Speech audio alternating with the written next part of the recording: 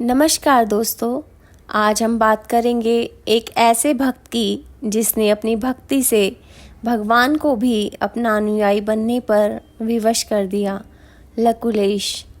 लकुलेश शिव का बहुत बड़ा भक्त था। वह इतना महान था कि अपने आराध्य देव को बिना डरे डांट भी सकता था और प्रेम भी कर सकता था। सही कहा है, यदि आप शिव भक्ति रस में हैं तो वह एक मित्र, पिता और एक भाई की तरह सब कुछ स्वीकार करेंगे। आइए लकुलेश के विषय में और जानकारी प्राप्त करते हैं। लकुलेश के लिए शिव एक ब्रह्मचारी ही थे। वो सदियों से तपस्यारत थे।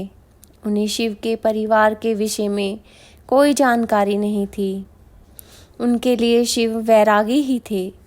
तपस्या पूर्ण होने पर लकुलेश एक महल में गए जहाँ लोग शिव की पूजा अर्चना कर रहे थे।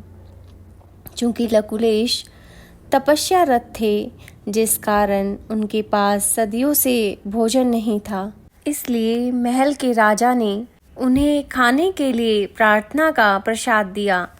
लकुलेश प्रसाद लेते हैं और शिव की मूर्ति के पास जाते हैं जहाँ शिव और पार्वती दोनों की प्रतिमाएं विराजमान थी। लकुलेश के लिए शिव वैरागी थे, इसलिए वह माँ पार्वती की प्रतिमा को शिव के समीप से हटा देते हैं और शिव की प्रतिमा को अपना प्रसाद खिलाने लगते हैं। जब प्रतिमा ने खाना नहीं खाया तो वह उसे डांटने लगी, खाओ मेरे शिव, नहीं तो मैं तुम्हें मारूंगा। यह सुनने के बाद लोग उग्र हो गए और उसे पीटना शुरू कर दिया।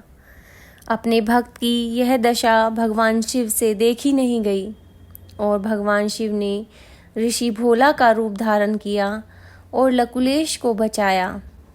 उन्होंने खुद को लकुलेश का अनुयायी बताया और राजा से एक महान भक्त को पीटना बंद करने को कहा। राजा ने कहा, लकुलेश विक्षिप्त है, पागल है। उसने शिव की मूर्ति को चोट पहुंचाने की कोशिश की, लेकिन भोला ने इसे शुद्ध भक्ति का कार्य बताया। वहीं लकुलेश ने दोबारा मूर्ति को खिलाने की कोशिश की और इस बार उसने खा लिया। राजा को बहुत दुख हुआ और लकुलेश को सम्मानपूर्वक विदा किया। लकुलेश की हालत बहुत खराब थी। भोला उनसे जल ग्रहण करने का अनुग्रह करता है, पर लकुलेश मना कर देता है कि वह मानसरोवर का जल ही ग्रहण करेगा। पर लकुलेश में कैलाश तक जाने का सामर्थ्य नहीं था। तब भोला लकुलेश को मानसरोवर का जल लाकर देता है। लकुलेश को शंका होती है, मानसरोवर का जल क्षण भर में कोई साधारण मनुष्य नहीं ला सकता है। तभी शिव अंतर्ध्यान हो जाते हैं। इसके बाद लकुलेश शिव से मिलने कैलाश गए। महादेव ने प्रसन्नतापूर्वक उनका स्वागत किया और गंगा और चंद्रमा को अपने शिखर से अलग कर दिया, क्योंकि लकुलेश को उनके विषय में कुछ भी पता नहीं था। जब लकुलेश ने पार्वती, गणेश, कार्तिकेय को देखा तो वह उनका विरोध करने लगे। शिव ने उन्हें पार्वती और उनके परिवार के विषय में बताया। लकुलेश ने समझने से इनकार कर दिया। उनके लिए शिव वैरागी थे और वे पारिवारिक व्यक्ति नहीं हो सकते। निराश लकुलेश ने वास्तविक शिव की तलाश में कैलाश छोड़ दिया। जब उसे कोई नहीं मिला तो उसने खुद को मारने की कोशिश की। अपने प्रिय भक्त को बचाने के लिए शिव समय चक्र को उलटते चले गए।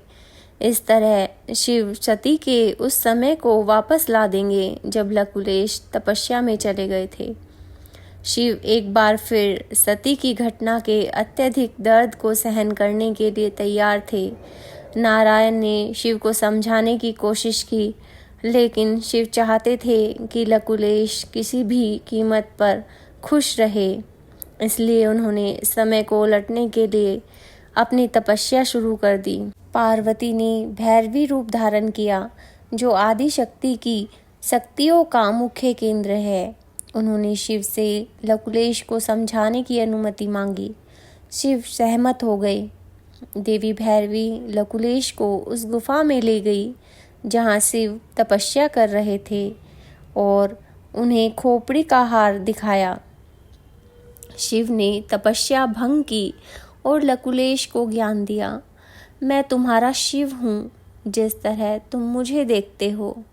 मैं नारायण का शिव हूँ, जिस तरह वे मुझे देखते हैं। जिस तरह से कोई मुझे देखता है, मैं उससे अलग हूँ। आप किसी और के शिव को नष्ट करने की कोशिश क्यों कर रहे हैं? जब कुछ नहीं था तब भी मैं था, और जब कुछ नहीं होगा तब भी मैं वहाँ रहूँगा। मैं हूँ, जो है, जो नहीं है वह भी मैं हूँ। आप मुझे परिभाषित नहीं कर सकते, आप मुझे सीमित नहीं कर सकते। मैं शिव हूँ।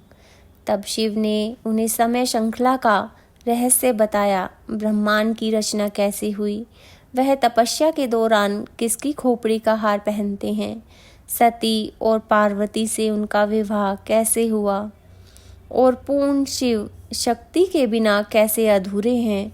लकुलेश को अब अपनी गलती का एहसास हो गया और वे शेष जीवन के लिए तपस्या करने चले गए। जय महाकाल। इस प्रकार की धार्मिक कहानियाँ सुनने के लिए हमारे चैनल को लाइक करें, सब्सक्राइब करें। धन्यवाद।